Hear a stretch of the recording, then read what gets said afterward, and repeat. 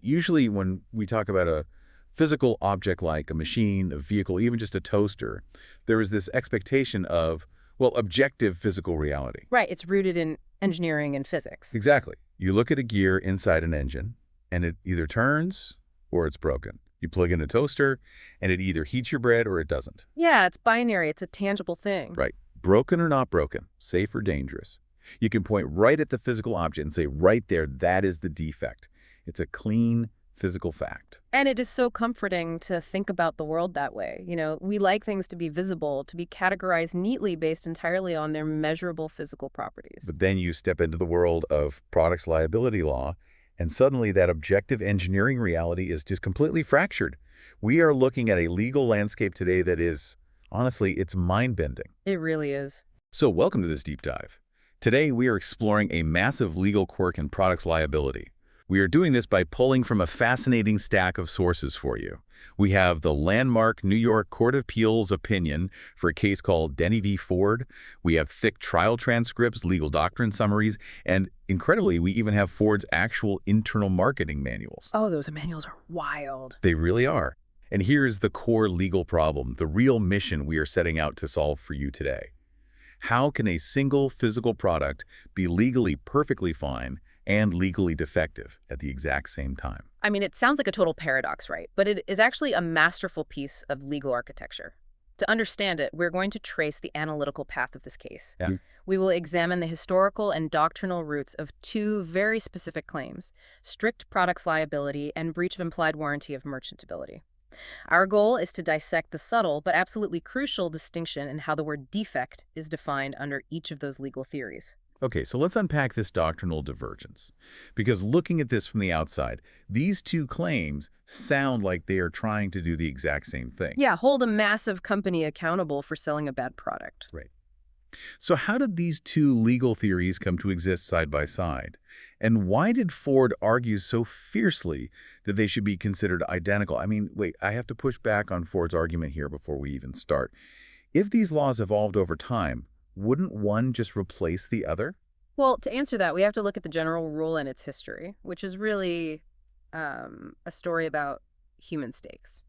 In the early days, when products liability was in its infancy, the law relied entirely on contract law, specifically the implied warranty. Yeah. The idea was that when you buy something, there is an invisible, unwritten promise, like an incident of the sale itself, that the product will generally work for its intended purpose. But contract law had a massive structural weakness that became glaringly obvious during the Industrial Revolution. Which was what? The rigid requirement of privity. Ah, right.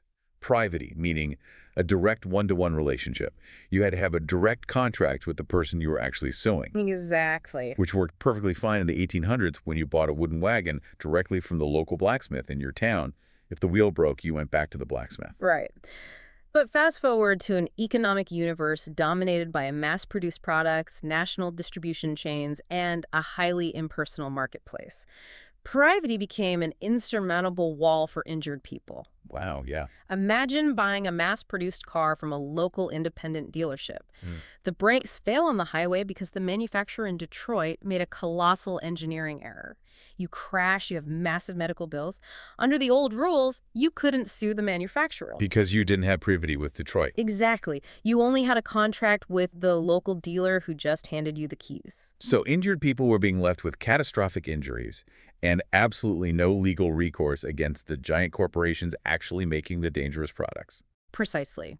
The human cost was just too high. Because of this harsh reality, courts developed a brand new, flexible tort cause of action: strict products liability. Okay, so they bypassed the contract system entirely. They did. It said, we don't care who you bought it from.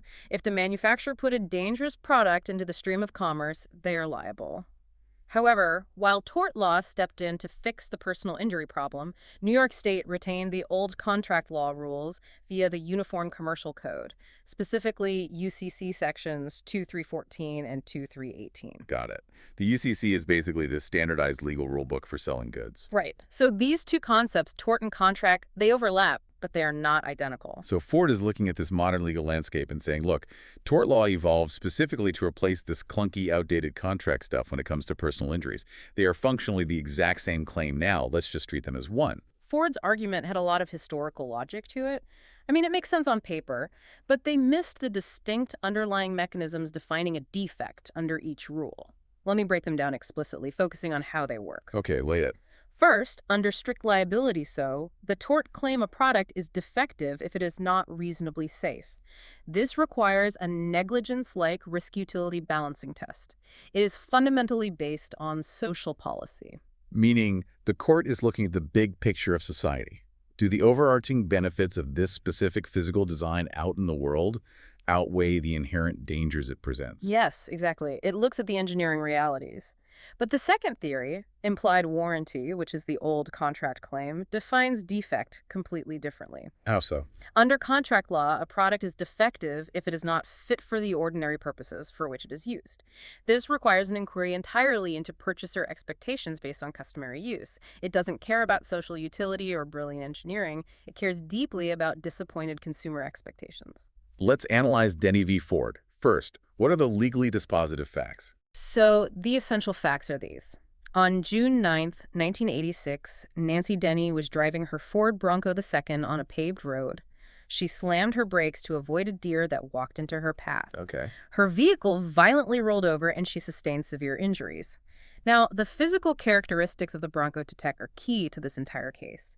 It is a small utility vehicle with a remarkably high center of gravity, a narrow track width, and a short wheelbase. Very top-heavy. Very. And Ford engineers designed it specifically this way for rugged off-road use, to climb over jagged rocks and deep mud. However, and this is the critical turning point, plaintiffs proved at trial using Ford's own internal marketing manuals that Ford deliberately targeted suburban commuters and women who were concerned about driving safely in everyday snow and ice. Oh, wow. Yeah. Nancy Denny testifies she bought it strictly for everyday paved road driving, completely uninterested in off-roading. And what was the core legal issue? The precise legal question before the New York Court of Appeals was this. Are the elements of New York's causes of action for strict products, liability, and breach of implied warranty always coextensive, or can a defendant be found liable for one but not the other? What rule of law did the court apply? Please state the full black-letter rule and break it down into its testable elements. The black-letter rule established here is that the causes of action are not identical because the core element of defect differs significantly between them.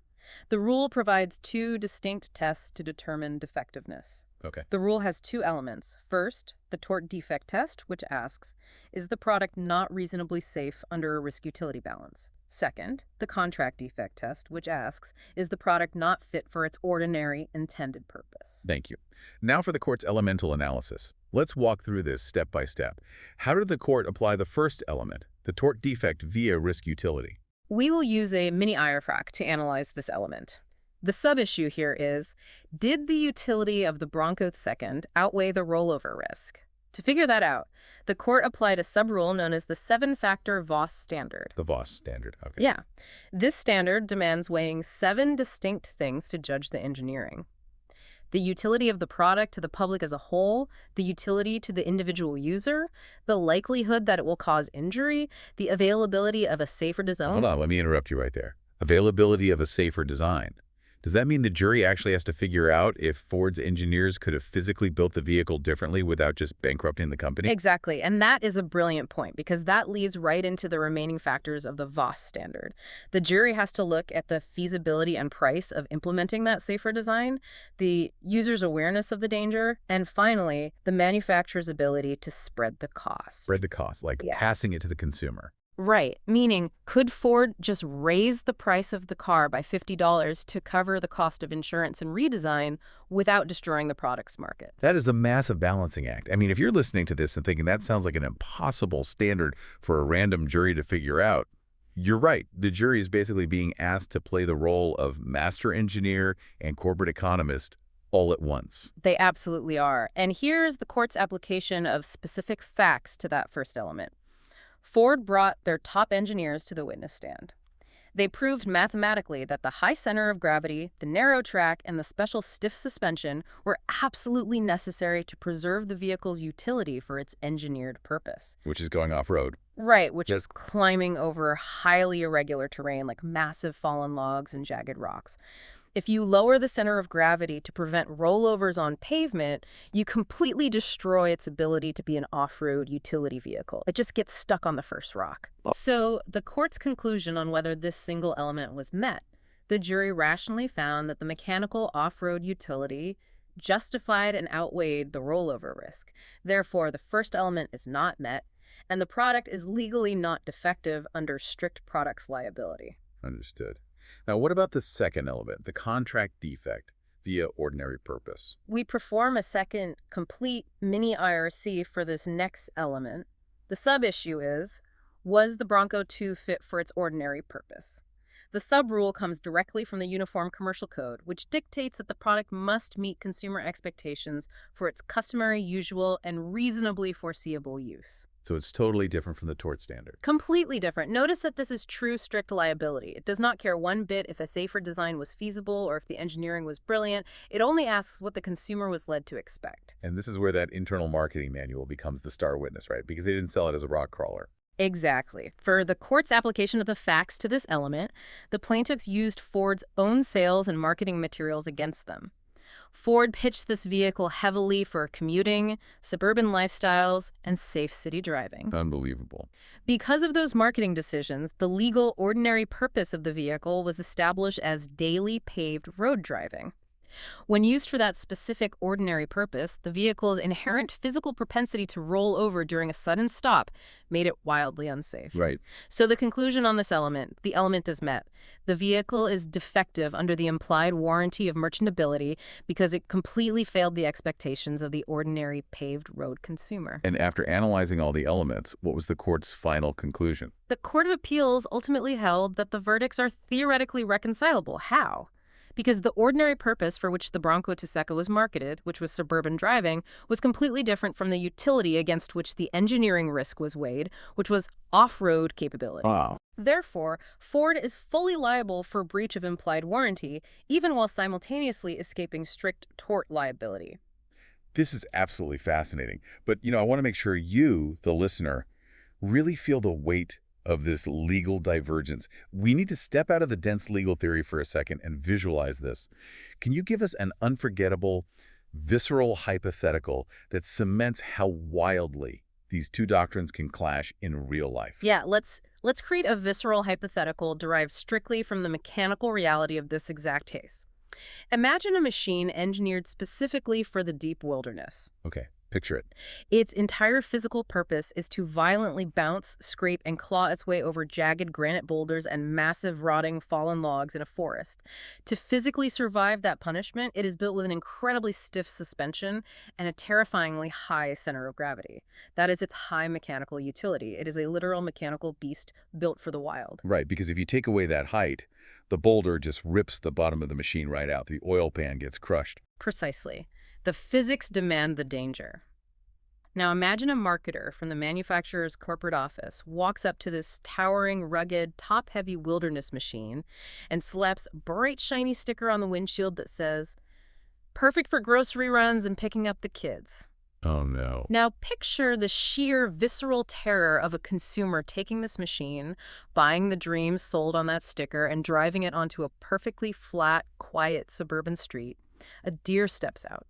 The consumer taps the brakes just like they would in a normal family sedan, and suddenly they experience a violent, catastrophic rollover crash, grinding metal and glass right into the pavement. That image, man, it perfectly captures the trap the consumer falls into. You expect a grocery getter, and you are unknowingly driving a top-heavy wilderness tractor. And it perfectly encapsulates the legal divergence. The manufacturer completely escaped the tort claim, the strict products liability, because the machine needs to be built top-heavy to clear those wilderness boulders. The risk of rolling over is justified by the utility in the woods. Exactly, but they get nailed to the wall on the contract claim, the implied warranty, because the consumer's expectation of a safe, ordinary grocery trip, an expectation the manufacturer deliberately manufactured with their sticker, was violently disappointed. It's brilliant. The law is literally looking at two different realities. Tort law looks at the metal, the physics, and the societal need for off-road vehicles. Mm. Contract law looks at the promise, the sticker, and the human expectation. Exactly. Which brings us to how we can synthesize this entire complex module into a step-by-step diagnostic checklist for exam taking or, for rigorous issue spotting in actual legal practice. Yes, let's build that framework. How do we approach a problem like this step by step? Okay, step 1. Identify if the plaintiff is asserting dual claims. Are they suing under both strict tort liability and implied warranty of merchantability? If they're bringing both, you instantly know a divergence in the verdict is legally possible. Okay, step 1 is dual claims. What's step 2? Step 2. Analyze the tort defect using the risk-utility 7-factor test. In this step, you must isolate your thinking and focus entirely on the engineering compromises and social policy. Ask yourself, why did the engineers build it this way? What physical utility out in the world would be lost if they made it safer? Got it. Look at the metal and the physics. And step 3. Step 3. Analyze the warranty defect using the ordinary purpose test. Here, you put the engineering realities completely away. Focus strictly on consumer expectations. And the diagnostic cheat code here is to be guided heavily by the manufacturer's marketing, advertising, and sales pitches. So what exact lifestyle did they tell the buyer the product was meant for? Exactly. Which brings us to step 4, the diagnostic key. This is where you bring the entire analysis together. Compare the product's utilitarian engineering function from step 2 against how it was actually marketed to the specific plaintiff in step 3. And if they don't match up? If the marketing creates an ordinary purpose that diverges from the mechanical utility, the verdicts can legally diverge. The physical product can be legally safe and legally defective at the exact same moment. So what does this all mean for you as you try to untangle a complex product's liability scenario? It means you cannot just look at the physical object in a vacuum. You have to look at the aura around the object. You have to look at the promises made about it. Absolutely. Which brings us back to the very beginning of our conversation. We talked about how we want the world to be like looking at a broken gear, a clear, binary physical reality. But Denny v. Ford shatters that illusion completely. It tells us that a product is not just a collection of steel, rubber, and glass bolted together in a factory. In the eyes of the law, a product is inextricably woven together with the words and the images used to sell it. It really is. And that leaves us with a final, provocative thought to take away from this source material. If a dusty old marketing manual targeting suburban commuters in the 1980s can single-handedly transform a legally safe off-road vehicle into a legally defective consumer product, what happens today? Oh, that's a great question. Think about how you and I experience the internet right now. We are constantly bombarded by highly personalized AI-generated programmatic ads that show us exactly what we want to see. If an AI generates a completely unique marketing pitch for every single individual user based on their cookie data, telling one person a laptop is for extreme gaming and telling another it's a rugged outdoor travel companion, does the legal ordinary purpose of that mass-produced product legally change for every single person who clicks the ad? If marketing changes the legal design, we have to ask ourselves, in the modern world, who is actually designing the products we use every day? Is it the engineers building the machine or the algorithm selling us the dream?